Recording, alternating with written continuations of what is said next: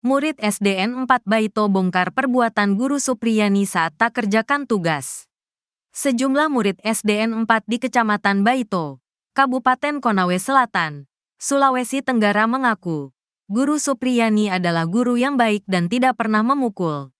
Para murid itu bersaksi bahwa guru Supriyani tidak pernah marah atau memukul ketika muridnya belum selesai mengerjakan tugas. Murid-murid itu pun memohon kepada majelis hakim agar memvonis bebas guru Supriyani saat ditemui di Desa Wonuaraya, Kecamatan Baito, setelah sidang pembacaan nota pembelaan, pledoi, Kamis, tanggal 14 November tahun 2024. Kami minta Pak Hakim tolong bebaskan Ibu Supriyani. Kami mau Ibu Supriyani mengajar lagi, ucap para murid. Dikutip dari Tribun Sultra, Jumat, tanggal 15 November tahun 2024. Salah seorang murid kelas 6 SDN 4 Baito, Fidela, mengungkapkan, guru Supriyani selama ini tidak pernah memukul di kelas. Bahkan, sewaktu dirinya masih kelas 1 dan 2, tidak pernah dipukuli oleh sang guru meski tidak mengerjakan tugas sekolah. Ibu guru Supriyani orang baik terus ramah, tidak pernah galak sama kami. Kalau kita punya masalah di kelas selalu ditenangin sama Ibu Supriyani, kata Fidela.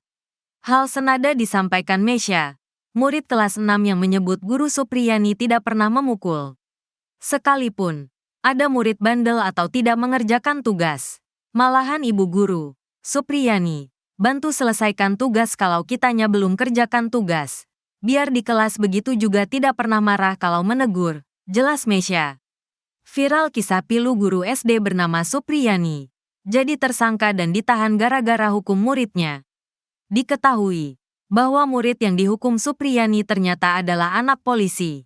Guru Supriyani merupakan guru honorer SDN Baito Konawe Selatan, Konsel, Provinsi Sulawesi Tenggara, Sultra.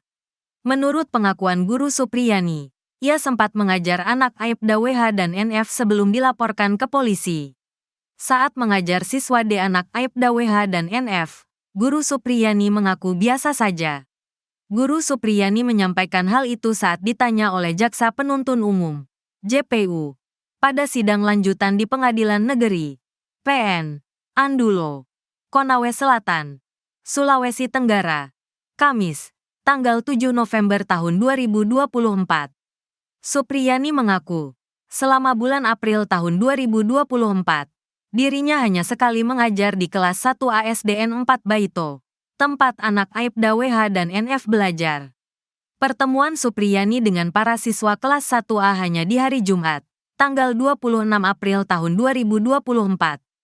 Pernah sekali mengajar di kelasnya siswa D di bulan April hari Jumat tanggal 26. Sebelumnya awal Januari pernah, ungkapnya, ia mengajar pada tanggal 26 April atau hari saat Aibda WH dan NF melaporkan dirinya ke polisi karena dituduh memukul anak mereka. Selain hari Jumat itu, Supriyani mengatakan tidak pernah lagi mengajar atau bertemu D apalagi pada Rabu tanggal 24 April atau hari saat Supriyani dituduh menganiaya korban. Karena saat itu, Supriyani mengajar di kelas 1B. Supriyani mengungkapkan, saat mengajari para siswa di hari Jumat, dia melihat siswa D ada di dalam kelas tersebut. Ada. Di hari itu dia biasa saja tidak ada apa-apa, kata Supriyani, menjawab pertanyaan JPU. Supriyani mengatakan dirinya sudah mengajar di SDN 4 Baito selama 16 tahun.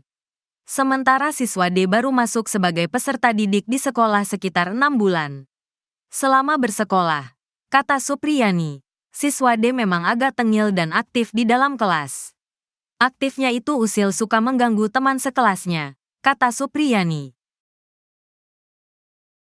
Pledoi ditolak, jaksa sebut kuasa hukum Supriyani pura-pura tak paham. Jaksa Penuntut Umum, JPU, Kejaksaan Negeri Konawe Selatan, Sulawesi Utara, Sultra, menolak pledoi atau pembelaan yang diajukan oleh guru honorer Supriyani. Sebelumnya, terdakwa Supriyani mengajukan nota pembelaan melalui kuasa hukumnya, Andri Darmawan, berdasarkan tuntutan yang diajukan oleh jaksa yang dinilai ambigu.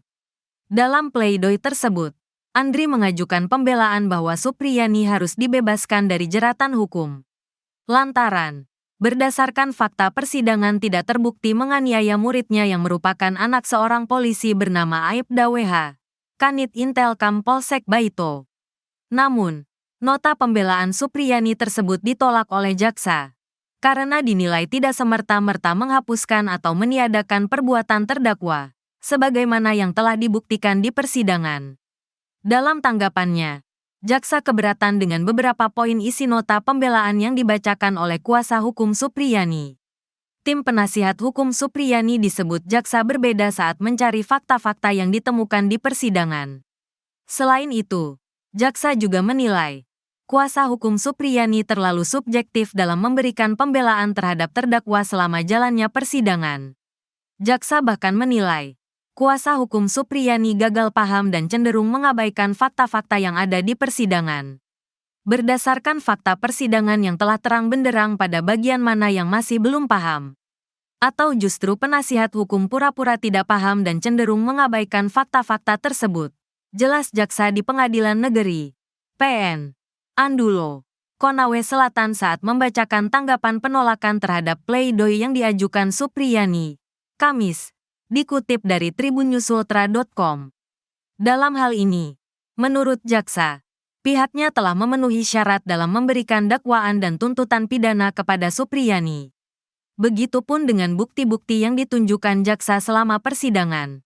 Sehingga, dalam nota pembelaan Supriyani yang menyebut jaksa gagal dalam pembuktian perkara, menurut jaksa sendiri tidaklah benar. Karena menurut kami, justru penasihat hukum gagal paham dalam melihat cara pembuktian perkara ini, ujar jaksa. Tak hanya itu, jaksa juga membantah anggapan kuasa hukum yang menyebut adanya keraguan dari jaksa dalam menuntut Supriyani yang terbukti melakukan perbuatan, tetapi memberikan tuntutan lepas dari dakwaan. Dalam nota pembelaan, kuasa hukum juga menyebut bahwa jaksa tidak memasukkan alasan pemaaf dan pembenar uang menjadi dasar jaksa menuntut Supriyani lepas dari dakwaan. Sementara kami penuntut umum berpendapat bahwa penasihat hukum terdakwa tidak memahami istilah lepas dari segala tuntutan hukum, kata jaksa. Jaksa pun menjelaskan istilah lepas dari segala tuntutan hukum itu berarti segala tuntutan hukum yang dilakukan Supriyani ada dalam surat dakwaan yang telah terbukti secara sah dan meyakinkan. Namun, tidak dapat dijatuhi pidana karena perbuatan tersebut bukan suatu tindak pidana dan tidak ada keraguan-raguan sedikit pun bagi penuntut umum membuktikan dakwaannya, ujar jaksa. Sehingga, jaksa pun masih berkeyakinan Supriyani melakukan pemukulan terhadap muridnya, tetapi tidak didasari dengan niat jahat. Maka dari itu, jaksa tetap pada tuntutan awal mereka yang menuntut bebas Supriyani. Kami penuntut umum meyakini betul adanya perbuatan yang dilakukan oleh terdakwa, tetapi dengan alasan perbuatan tersebut tidak dilandaskan dengan niat batin jahat, jelas jaksa. Fakta-fakta di persidangan membuktikan bahwa perbuatan terdakwa telah memenuhi semua unsur yang kami dakwakan. Namun sebagai alasan sebagaimana telah kami kemukakan sebelumnya dalam tanggapan ini ataupun surat pidana sebelumnya,